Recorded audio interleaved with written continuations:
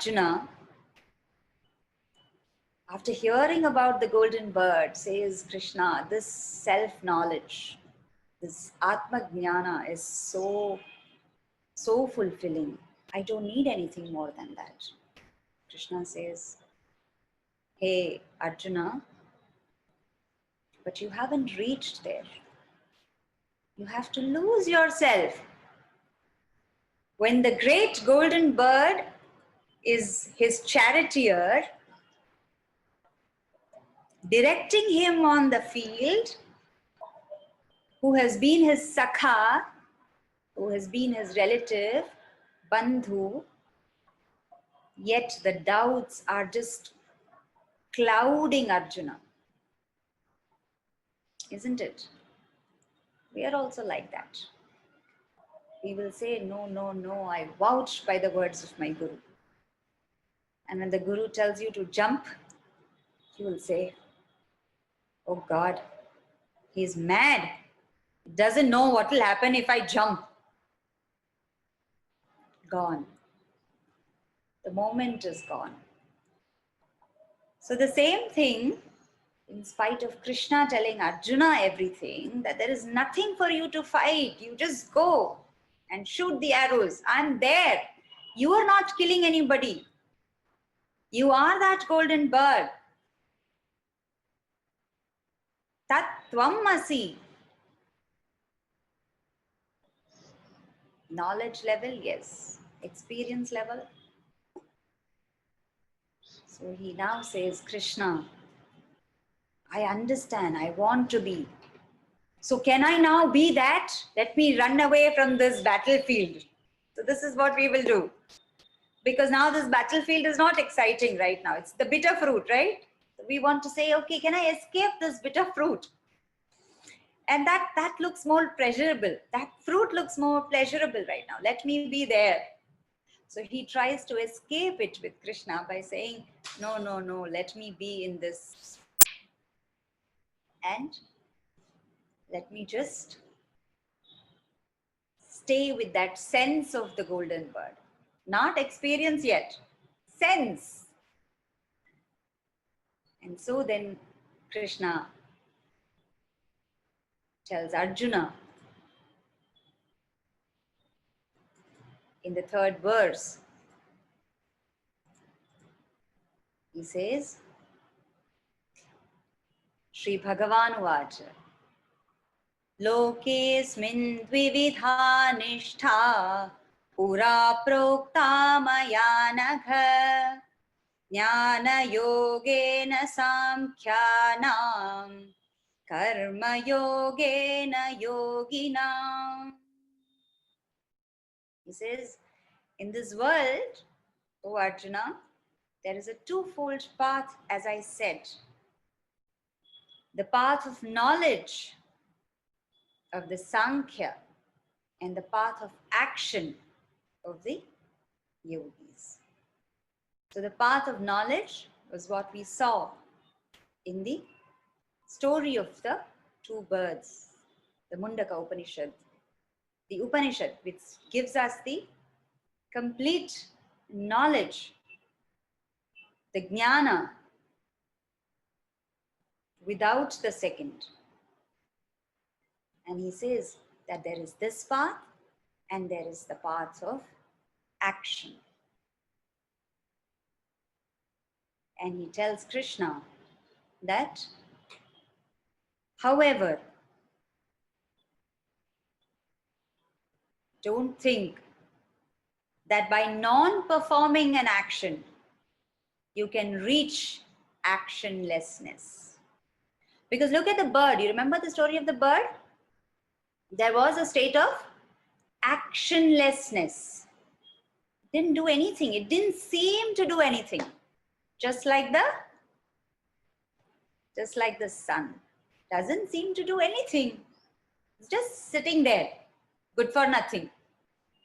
Yeah, people like us are, what would we say? Good for nothing.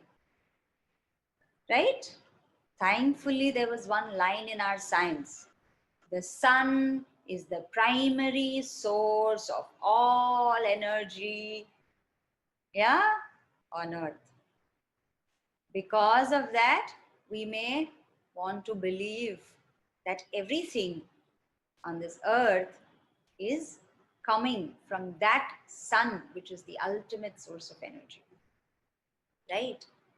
So, non-performance of action, if you don't do anything, don't think you can reach me. You can reach that golden bird.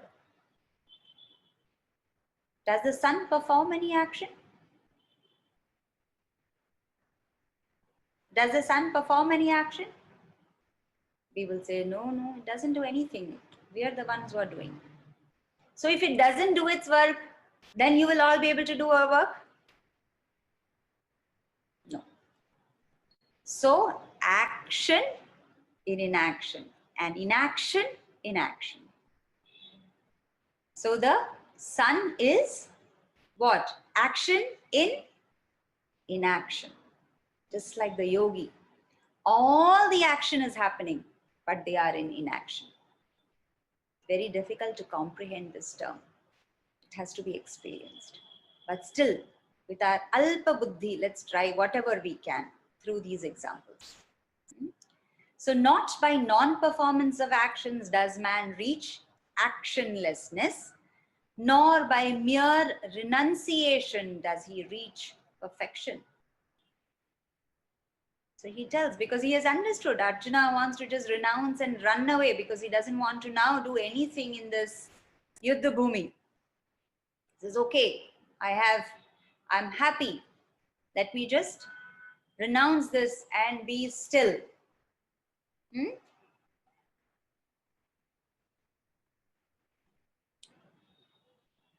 And so Krishna says in the next verse,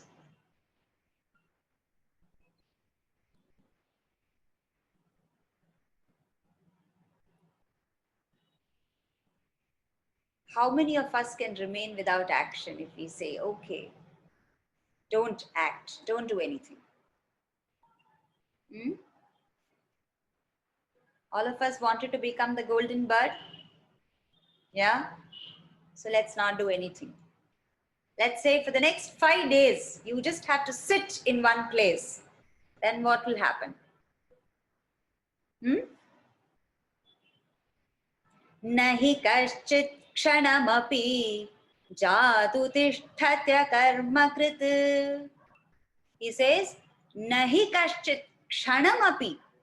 You can't sit idle even for a moment without performing action.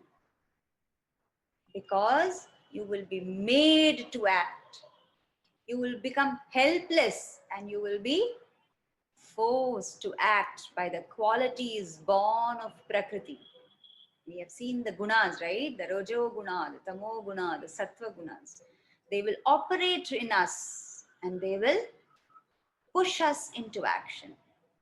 They will push us into reacting. They will push us into doing, into kriya, into karma. Unless you have exhausted your whole truckload of karma that you have brought in this life, there is no way you can escape. Now, very important aspect to understand here is that in the first, just in the earlier chapter, Krishna has already told Arjuna that you are that golden bird. Don't worry. There's nothing to be lost and nothing that you think to be gained.